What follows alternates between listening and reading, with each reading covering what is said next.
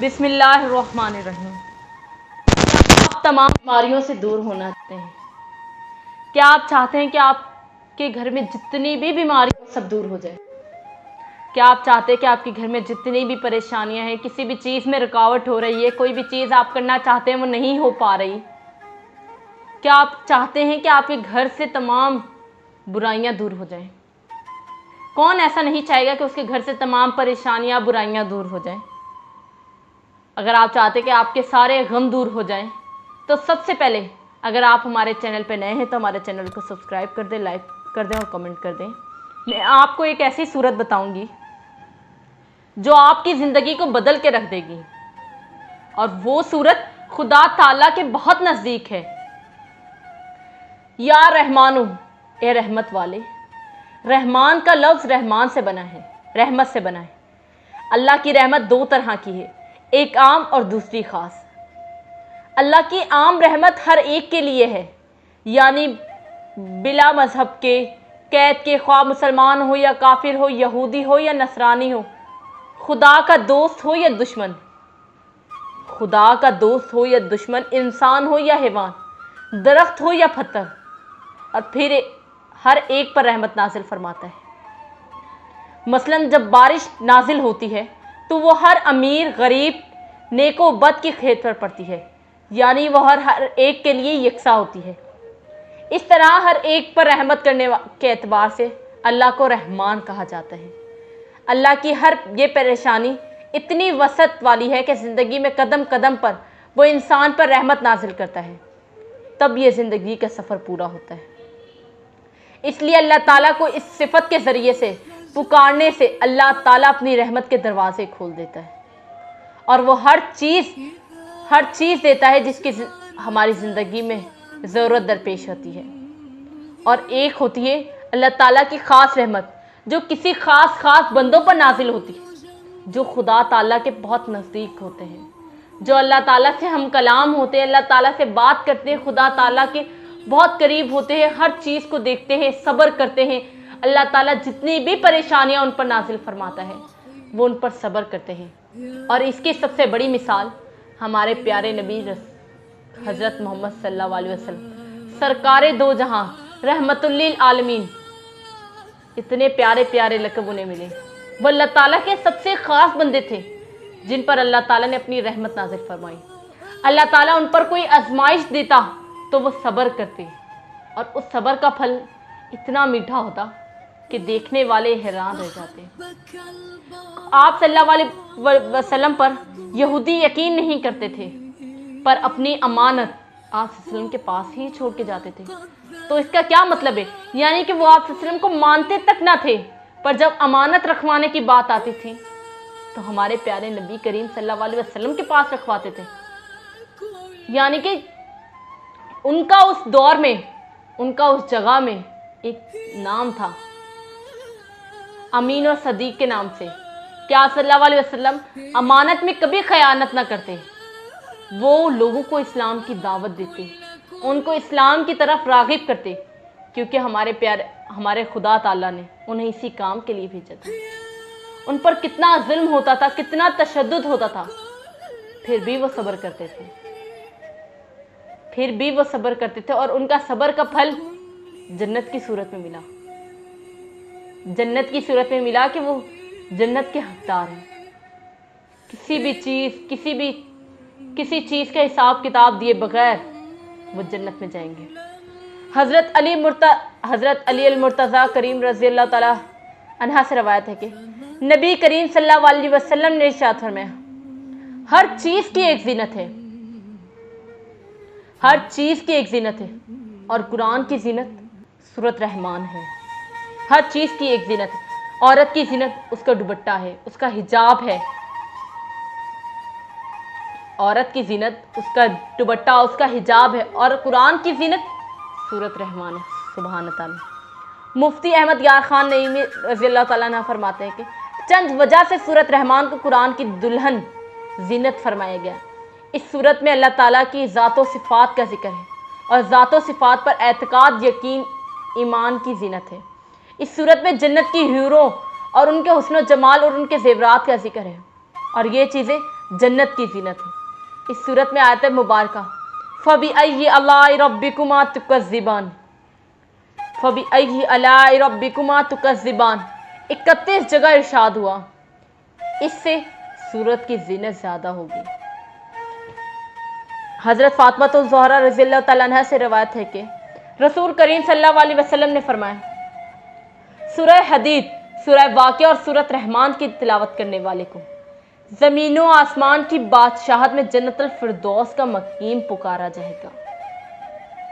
زمین و آسمان کی بادشاہت میں جنت الفردوس کا مقیم پکارا جائے گا۔ اس سورت کی آیت اگرچہ چھوٹی چھوٹی ہیں لیکن ان کی تاثیر بہت مضبوط ہے۔ مروی ہے کہ حضرت قیس بن عاصم رضی اللہ تعالیٰ عنہ نے اسلام قبول کرنے سے پہلے سید المرسلین سرکار دو جہاں رضی اللہ تعالیٰ عنہ سے عرض کی، جو کچھ آپ پر نازل کیا گیا میرے سامنے اس کی تلاوت کیجیے۔ آپ صلی اللہ علیہ وسلم نے اس کے سامنے سورۃ رحمان پڑھی تو اس نے عرض کی، اسے دوبارہ پڑھیے، حتیٰ کہ نبی کریم صلی اللہ علیہ وسلم نے اس کے کہنے پر 3 مرتبہ سورۃ یاسین کو پڑھا۔ سورۃ رحمان سن کر اس نے عرض کی، خدا کی قسم، خدا کی قسم یہ سورت بہت ہی خوبصورت ہے، اس میں بہت حلاوت ہے، اس کا نیچے والا حصہ سرسبز اور اوپر والا حصہ پھلدار ہے، اور یہ کسی انسان کے کلام کی ہی نہیں، اور میں گواہی دیتا ہوں کہ اللہ تعالیٰ کے سوا کوئی معبود نہیں، اور بے شک اللہ تعالیٰ کے آخری رسول ہے۔ یعنی کہ وہ یہ تلاوت سن کر اس نے کلمہ پڑھ لیا اور گواہی دے دی کہ اللہ تعالیٰ کے سوا کوئی معبود نہیں، اور بے شک اللہ تعالیٰ کے آخری رسول حضرت محمد صلی اللہ علیہ وسلم۔ سبحانہ تعالیٰ کہتے ہیں کہ سورۃ رحمان پڑھنے سے بڑی بیماری دور ہو جائے گی۔ اگر آپ کینسر جیسی بیماری، اگر آپ ذیابطیس جیسی بیماری، یا کینسر، بلڈ کینسر جیسی بیماری، بلڈ پریشر جیسی بیماری، ہڈیوں کی کوئی بیماری ہے، اگر آپ کو بہت زیادہ بیماریاں ہیں، گھیرے ہوئی ہیں، آپ کو بلڈ کینسر ہے، آپ کو برین ٹیومر ہے، آپ کو جس بھی چیز کی بیماری ہے، آپ سورۃ رحمان کو روزانہ صبح اس کی تلاوت سنیں اور آپ پانی میں دم کر کے اسے پئیں، انشاءاللہ ہر بیماری دور ہو جائے گی۔ یا رحمانو، ہر فرض نماز کے بعد اگر اس اسم کو 100 مرتبہ ورد کیا جائے تو اس کی برکت سے نہ صرف یادداشت اور ذہانت میں اضافہ ہوگا بلکہ خشوع قلب میں بھی حاصل ہوتا ہے، یعنی کہ خون کی رفتار تیز ہو جاتی ہے، خون اپنی گردش تیز کر دیتا ہے اس سورت کو پڑھنے سے۔ ہر نماز کے بعد 100 مرتبہ اس اسم مبارک پڑھنے سے قلب کی غفلت اور نسیان دور ہو جاتا ہے اور دنیا کے معاملات میں مدد ملتی ہے۔ کہ ایک رحمان پڑھنے سے اگر آپ کو اتنی چیزیں مل رہی ہیں تو سوچیں، اگر آپ سورۃ رحمان کی تلاوت کریں گے تو آپ کو کیا کیا چیزیں نصیب ہوں۔ اس اسم کو کثرت سے پڑھنے والا ہر امر و مکر سے محفوظ رہتا ہے۔ اسے لکھ کر اور دھو کر پانی سے گرم بخار سے شفا نصیب ہوتی ہے۔ جو کوئی اس اسم کو صبح کی نماز کے بعد 298 بار پڑھے گا، اللہ تعالیٰ اس پر اپنی رحمت نازل فرماتا ہے۔ سبحان تعالیٰ۔ سورۃ رحمان مکی سورت ہے، اس کی 78 آیات ہیں۔ سورۃ رحمان حسن عبارت اور حسن طرز کے لحاظ سے قرآن پاک کی زینت ہے۔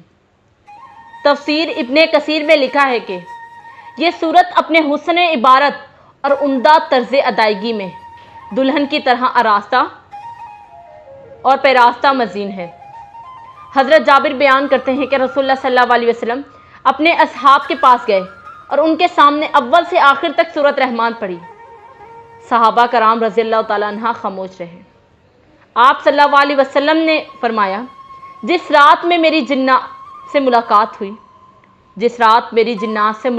ہوئی میں نے ان کے سامنے یہ سورت پڑھی، انہوں نے تم سے اچھا جواب دیا۔ میں جب بھی یہ آیت پڑھتا پس ایک گروہ چنو انس، تم دونوں اپنے رب کی کن کن نعمتوں کو جھٹلاؤ گے؟ تو وہ کہتے ہیں کہ ہمارے رب اہم تیری نعمتوں سے کسی چیز کو نہیں جھٹلائیں گے، پس ساری تعریفیں تیرے ہی لیے ہیں۔ حضرت فاطمہ الزہرا رضی اللہ تعالیٰ عنہ سے روایت ہے کہ رسول کریم صلی اللہ علیہ وسلم نے فرمایا، سورہ حدید، سورۃ واقعہ اور سورۃ رحمان پڑھنے والا آسمانوں اور زمین میں فردوس میں رہنے والا پکارا جائے گا۔ سبحان تعالیٰ۔ حضرت ابی بن کعب سے روایت ہے کہ حضور کریم صلی اللہ علیہ وسلم نے فرمایا، جو سورۃ رحمان پڑھے اس نے اللہ تعالیٰ کی نعمتوں کا شکر ادا کیا۔ یہ سورت حاجت روائی اور اضافہ رزق کے لیے کثیر ہے۔ اگر کوئی اس سورت کو 11 روز تک 11 مرتبہ پڑھے گا تو انشاءاللہ ہر حاجت پوری ہوگی اور ہر رزق میں اضافہ ہوگا۔ اس سورت میں شروع سے آخر تک اللہ تعالیٰ کی صفت رحمت کے مظاہرے ثمرات کو فرمایا گیا ہے۔ سبحان تعالیٰ۔ حضرت امام جعفر صادق رضی اللہ تعالیٰ عنہ سے روایت ہے کہ سورت رحمان کی تلاوت اور اس کے ساتھ قیام کو ہرگز نہ چھوڑنا، کیونکہ یہ سورت منافقین کے سل میں ہرگز استغفار نہیں پاتا، اور اس سورت کو بروز قیامت تک ایک بہت ہی خوبصورت انسان کی شکل عطا کرے گا جس میں سے نہایت خوشبو آتی ہوگی، اور پھر وہ ایسی جگہ قیام کرے گا جو اللہ سے با اعتبار معنی بہت زیادہ قریب ہوگی۔ تو اللہ اس سورت سے پوچھے گا کہ دنیا زندگی میں کون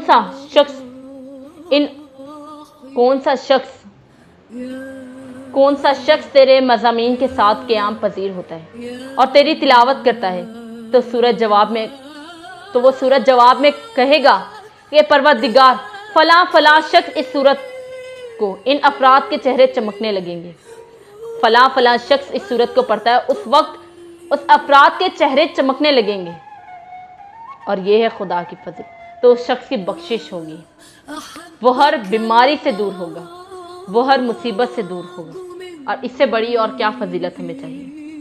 سبحان تعالیٰ۔ اپنے خدا کے قریب رہیں، خدا تعالیٰ کی عبادت کریں، نماز پڑھیں، قرآن پاک کی تلاوت کریں، اور اپنے رب کے ساتھ زیادہ سے زیادہ جڑنے کی توفیق کریں، تاکہ خدا تعالیٰ آپ کی کسی غم سے آپ کے پاس کسی